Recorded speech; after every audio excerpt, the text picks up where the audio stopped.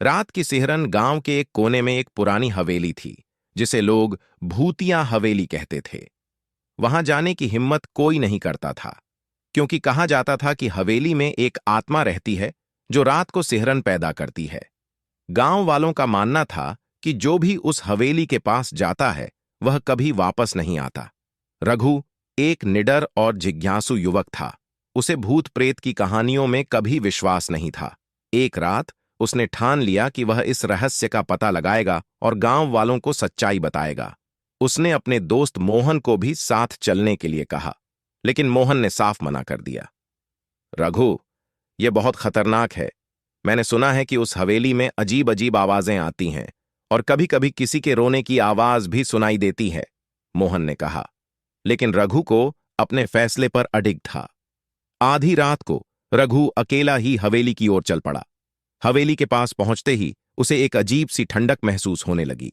हवेली का दरवाजा खुद ब खुद खुल गया और अंदर से एक बर्फीली हवा का झोंका आया। रघु ने टॉर्च जलाकर अंदर कदम रखा। अंदर की हालत बहुत ही खराब थी। हर तरफ धूल जमी थी और दीवारों पर मकड़ी के जाले लटके हुए थे। हवेली के बीचों बीच एक पुरानी सीढ़ी थी जो ऊपर की ओर जा रही थी। रघु ने धीरे धीरे कदम बढ़ाते हुए सीढ़ियां चढ़ना शुरू किया। जैसे ही वह ऊपर पहुंचा, उसने एक कमरे का दरवाजा खुला हुआ देखा। कमरे के अंदर जाते ही उसकी टॉर्च की रोशनी अचानक बुझ गई और चारों ओर अंधेरा छा गया। अचानक रघु को एक महिला की धीमी धीमी सिसकियों की आवाज सुनाई देने लगी। उसने चारों ओर देखा, लेकिन कुछ नजर नहीं आया। तभी एक ठंडी हवा का झोंका आया और रघु के कानों में किसी ने धीमी आवाज में कहा, क्यों आए हो यहां? जाओ, यहां से चले जाओ। रघु ने हिम्मत करके पूछा, कौन हो तुम और क्यों सिसक रही हो?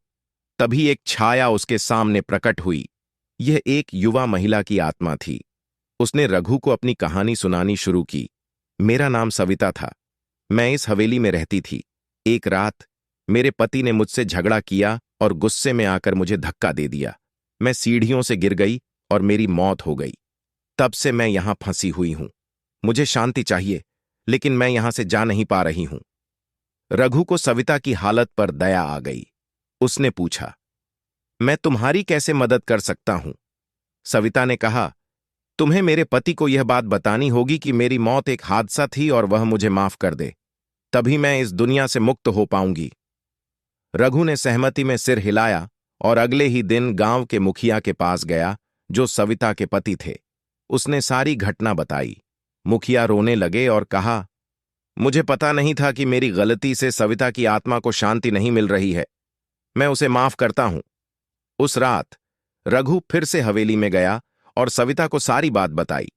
सविता की आत्मा ने धन्यवाद कहा और धीरे धीरे हवा में घुलकर गायब हो गई। हवेली में एक अजीब सी शांति छा गई। गांव के लोग रघु की बहादुरी की सराहना करने लगे और भूतिया हवेली अब सिर्फ एक पुरानी हवेली रह गई थी। लेकिन रघु को हमेशा याद रहेगा वह रात की सिहरन, जिसने उसे एक आत्मा को शांति दिलाने के लिए मजबूर कर दिया था।